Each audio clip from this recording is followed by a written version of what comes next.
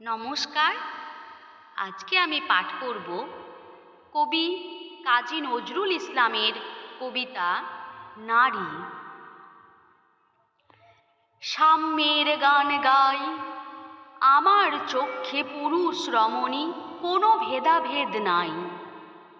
বিশ্বের যা কিছু মহান সৃষ্টি চিরকল্যাণকর, অর্ধেক তার করিয়াছে নারী, অর্ধেক তার নর।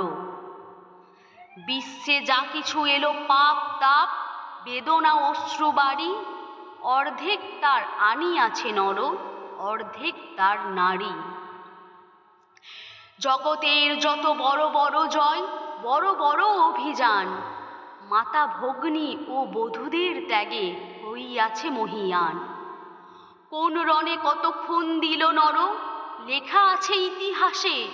কত নারী দিল সিঁথির সিঁদুর, লেখা নাই তার পাশে।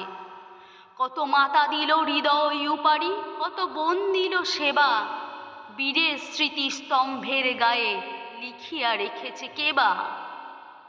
কোনো কালে একা হয়নি কো জয়ী, পুরুষের তরবারি, প্রেরণা দিয়াছে শক্তি দিয়াছে বিজয় লক্ষ্মী নারী।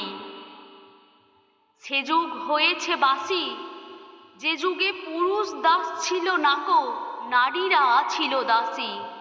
বেদনার যুগ, মানুষের যুগ, সাম্যের যুগ আজি। কেহ রহিবে না বন্দি কাহারও, উঠিছে ডঙ্কাবাজি।